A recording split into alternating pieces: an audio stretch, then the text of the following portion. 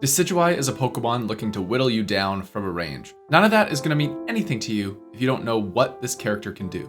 Let's dive into the basics on how to play Decidueye. Your first move is Leafage, where you shoot damage in a cone. After you use this move, Decidueye does more damage and has increased attack speed. Decidueye's other early move is Astonish, where you're going to deal this black ball of sludge that's going to hit an enemy and slow their movement speed by a severe amount. Now, you are stuck with these two starter moves until you're level 7, and at level 7 you can choose to go into Razor Leaf. Razor Leaf makes it so that all of your auto attacks hit everything around you. On top of that, it's also going to increase your attack speed. The other level 7 option is Spirit Shackle. Now, Spirit Shackle, you're going to charge up this projectile. It has a really long charge, but it's considered at full power whenever you cross the little line on that charge beam. Now, what makes this important is after charging past this maximum break point, it's also going to stitch enemies into the ground. This causes this little beam of purple to be around the target. If the target that you hit exits this little purple area, they're going to be slowed by an insane amount and then take additional damage. What's fun about this move is there's always charges in reserve. There's 2 seconds between charges, but there's 3 charges maximum, which means that you can constantly just be in the back line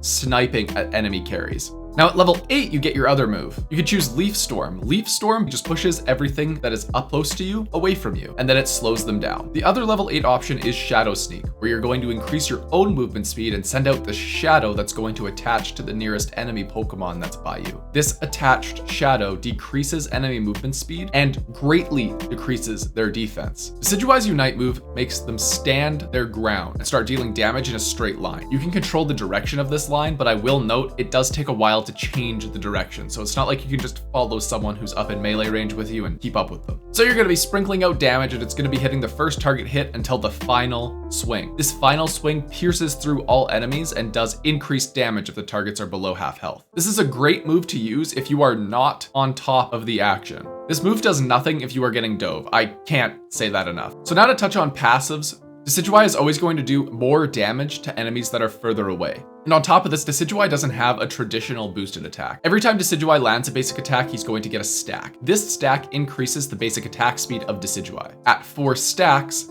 there is no longer 1 auto attack that gets thrown out. It changes to 3 little auto attacks that deal less damage, but overall, the effects do more damage, so it is worth having the boost up. So now you know what the abilities do. What moveset should you choose? I'll be honest with you. It depends on the enemy team comp, and that is the best way that you can think of this. I'm picking up Spirit Shackle and Leaf Storm whenever I have an enemy team that has a lot of attackers that are going to be hiding in the back line. Spirit Shackle allows Decidueye to deal a ton of damage while not actually being in the fight. This can throw off different speedsters' positioning, because I'll be honest with you, as a speedster, you want to kill Decidueye. This character can do a ton of damage and is incredibly squishy. It's a free kill. But if you don't give the speedsters a chance to get on top of you by staying outside of the main fight but still raining down damage, that's going to cause them to have to majorly overextend to get you. And that's going to cause them to, at worst, trade for you. The reason I like Leaf Storm is it helps against those speedsters or all-rounders that are diving you. It lets me push them back and slow them down, and it lets me to reposition.